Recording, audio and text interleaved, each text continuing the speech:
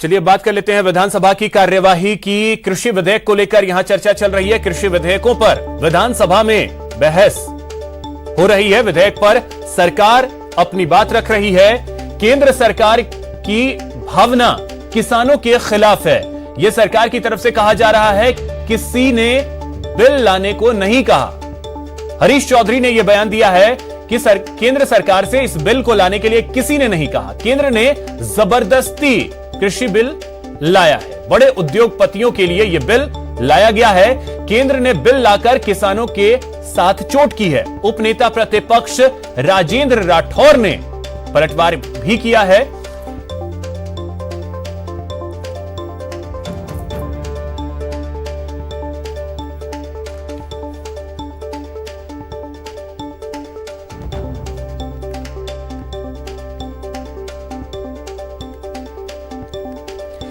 तो विधानसभा में कृषि विधेयकों पर चर्चा चल रही है। बीजेपी विधायक रामलाल शर्मा ने इसका विरोध किया है। किसानों को सही दाम नहीं मिल रहा है। रामलाल शर्मा और राम नारायण मीणा में नोक-झोंक भी हुई है। रामलाल की बात पर कांग्रेस ने आपत्ति जताई है। विधायक राम नारायण ने आपत्ति जाहिर की। तो कृषि विधेयकों को लेकर विधानसभा की कार्यवाही चल रही है और वहां बहस हो रही है। इस दौरान सरकार की तरफ से बातें अभी तक रखी हैं, जिसमें कृषि मंत्री लालचंद कटारिया हैं, उन्होंने अपनी बात रखी। उसके बाद हरीश चौधरी राजस्व मंत्री, उन्होंने भी अपनी बात रखी है। उपनेता प्रतिपक्ष राजेंद्र राठौर ने अपनी बात रखी और साथ ही नोक-झोंक की बात भी सामने आई है, जिसमें राम नारायण जो कि कांग्रेस के विधायक हैं और रामलाल शर्मा के बीच नोक-झोंक हुई। संसार करके भेजो तो सही कि समर्थन मूल्य के ऊपर बाजरे की खरीद शुरू करने के लिए राजस्थान की सरकार तैयार है। आप वो भी नहीं कर रहे। 1200-1300 रुपए के अंदर बाजरा बिक रहा है। मंत्री महोदय, आप तो बहुत अच्छी तरीके से जानते हो, कम से कम 2150 रुपए के अंदर समर्थन मूल्य पे। और रही बात सभापति महोदय, इस सदन के अंदर सभापति महोदय, एक मिनट रामलाल, राजस्थान के मुख्यमंत्री जी ने पत्र भेज चुके हैं, अखबार में पढ़ा है। मानिए और फिर आप उस पत्र की कॉपी दे दो। बिल्कुल, आप उस पत्र की कॉपी दे दो। अखबारों की न्यूज के आधार पर नहीं, जिम्मेदारी है अखबारों की न्यूज के आधार पर नहीं। आप पत्र दे दो। साफ मना किया राजस्थान की सरकार ने, साफ मना किया राजस्थान की सरकार ने नहीं करेंगे। एक साधारण किसान उसके नाम नहीं तो याद रख सकता है और नहीं उसको उच्चारण कर सकता है। अगर एक साधारण किसान के अगर नजरिए से मैं तीनों बिल को देखना चाहता तो साधारण तौर के ऊपर मुझे 3 बिल की अगर परिभाषा नजर आती है तो पहला बिल जमाखोरी कालाबाजारी अनुमति बिल, जिसको ये कह रहे हैं कि हमने स्वतंत्रता दे दी। दूसरा बिल जो बात कर रहे हैं वो एक साधारण भाषा में मंडी तोड़ो और एमएसपी छोड़ो बिल के तहत हम लोग साधारण किसान देख सकते हैं। तीसरा बिल बंधुआ मजदूर बनाने के लिए, बंधुआ मजदूर कानून के तहत। ये भूल गए हैं अध्यक्ष महोदय, हम लोग मजदूर हुआ करते थे।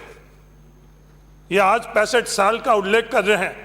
65 साल के अंदर वो दिन भी था इस सदन के अंदर 15 अक्टूबर 1955, जिस दिन हमको इस कांग्रेस के सरकार ने, उस वक्त की तत्कालीन सरकार ने मजदूर की जगह किसान बनाया।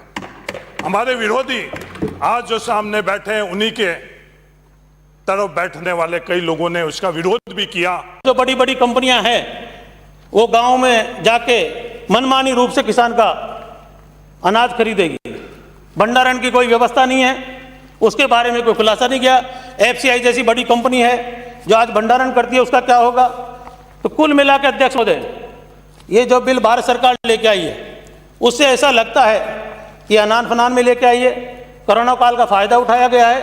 किसान अपने आप में ठगा-सा महसूस कर रहा है। अनेक प्रदेशों की सरकारें और वहां के किसान संगठन सड़कों पे उतरे हुए हैं। आंदोलन लगातार जारी है, पर भारत सरकार की तरफ से इसका कोई जवाब नहीं दिया जा रहा।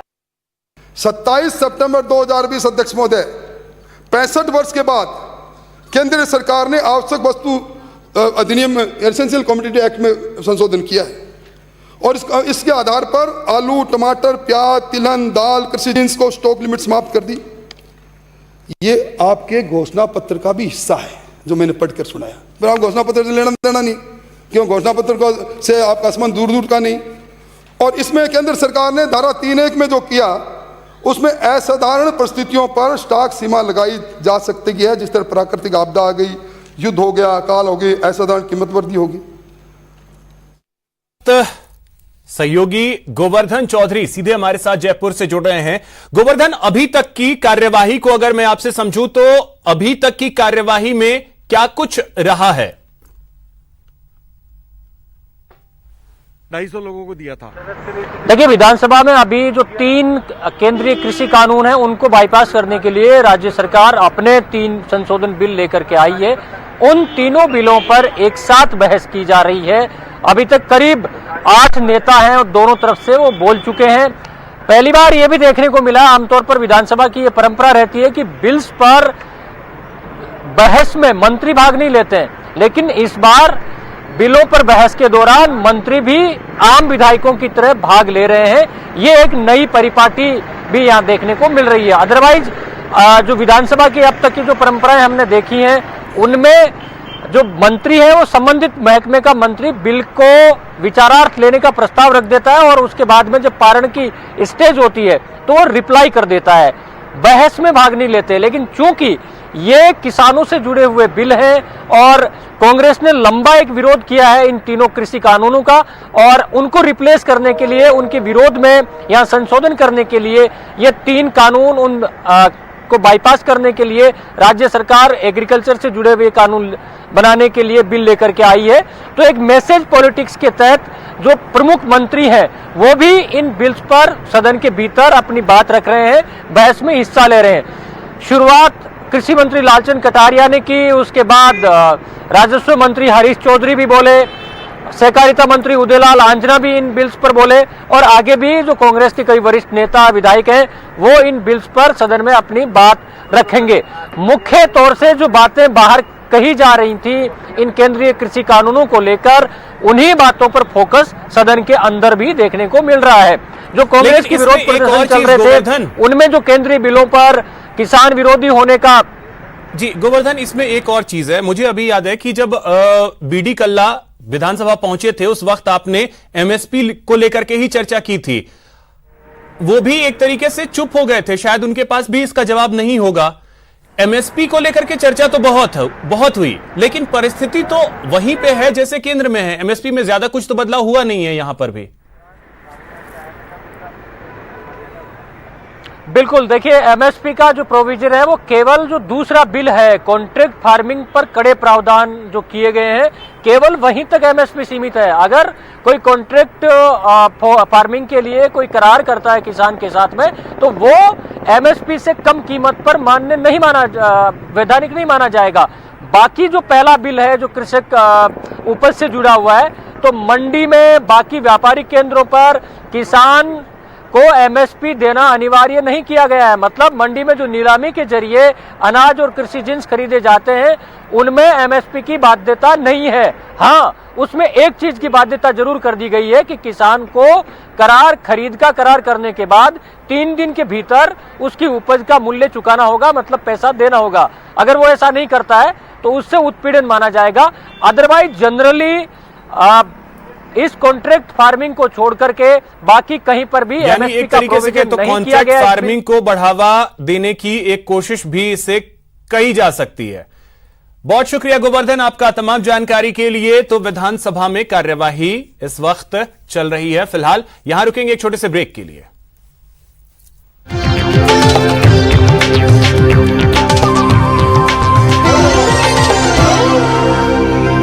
पसंदीदा नेशनल न्यूज चैनल उपलब्ध है टाटा स्काई के चैनल नंबर 519 और एयरटेल के चैनल नंबर 318 पर। कोरोना की हर खबर देखते रहिए न्यूज 18 इंडिया पर। भैया राम राम नमस्कार। कुछ बता रहे हैं, कुछ चेता रहे हैं। आपने लॉकडाउन के दौरान देखा कि हम क्या कर रहे हैं। कोरोना काल में लोग एक दूसरे को समझा रहे हैं, बड़े बड़े लोग वीडियो बना रहे हैं। आप गाना जानते हैं तो गाइए या फिर अपना हुनर दिखाइए, वीडियो बनाइए और हम तक पहुंचाइए और घर बैठे बनिए स्टार।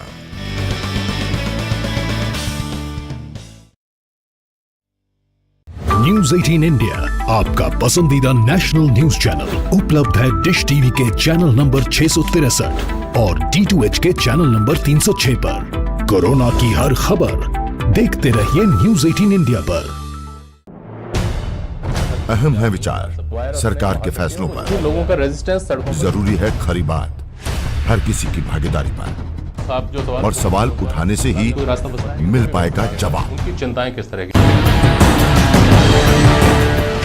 मंडी लगने से पहले सौदा कर दो गायब।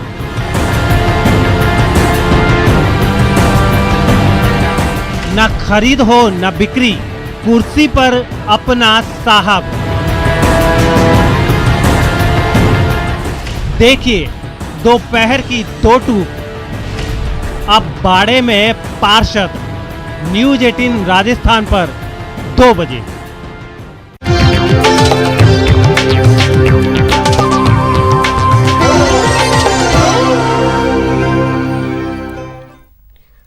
ब्रेक के बाद आपका स्वागत है। अब बात शुद्ध के लिए युद्ध अभियान की, जहां प्रदेश में त्योहारी सीजन को देखते हुए सरकार मिलावटखोरों के खिलाफ एक्शन ले रही है, जो आम लोगों की सेहत के साथ खिलवाड़ कर रहे हैं। शुद्ध के लिए युद्ध अभियान के तहत जैसलमेर, बूंदी और बीकानेर में खाद्य विभाग ने छापे मारे।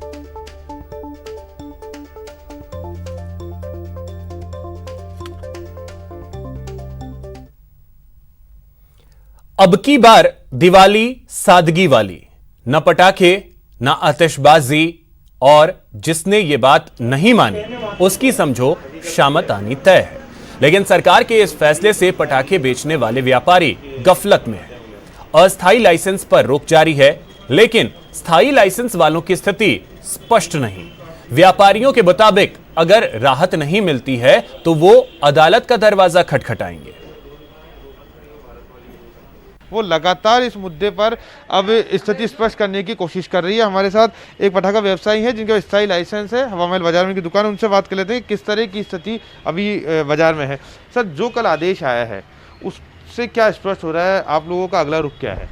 देखो, हमारा तो रुख यही है कि अभी तक मतलब ये मार्केट में सेल तो बहुत कम है, मतलब पिछले सालों के बजाय, लेकिन अभी तक रिटेल कस्टमर भी आता है, होलसेल कस्टमर भी आता है, और सेल मतलब जो है करीब 20% है पहले के बजाय। कल जो आदेश आया है सरकार का, उसको लेकर भी कोई गफलत है व्यापारियों? कल के आदेश के बारे में अभी तक सभी के गफलत है। गवर्नमेंट खुद भी गफलत में है और कस्टमर भी गफलत में है, दुकानदार भी गफलत में है। इसलिए मतलब जो है ऐसा जानने में आ रहा है कि इसके प्रति मतलब जो अपील या मतलब लोगों की जो सोच है वो अभी सामने आने वाली है। देखिए, जो आदेश है वो आदेश इस तरह का है कि जो अस्थायी लाइसेंस है वो जारी नहीं की जाएंगे और आतिशबाजी पे पूरी तरह से रोक रहेगी। लेकिन उन व्यापारियों को क्या जिनके पास स्थायी लाइसेंस है, उन मैन्युफैक्चरर का क्या जिन्होंने माल जो है अपना स्टॉक में रख लिया है, इसको लेकर जो पटाखा एसोसिएशन है, जो फायर वर्क्स एसोसिएशन है, वो लगातार सरकार से संपर्क में है। और ये भी जानकारी में आया है कि अगर सरकार से कोई राहत नहीं मिलती है तो एसोसिएशन राजस्थान हाई कोर्ट से लेकर सुप्रीम कोर्ट तक का भी दरवाजा इस मामले को लेकर खटखटा सकती है। कैमरा पर्सन बलबीर सिंह राठौड़ के साथ सचिन कुमार, न्यूज 18 जयपुर। फिलहाल इतना ही, नमस्कार।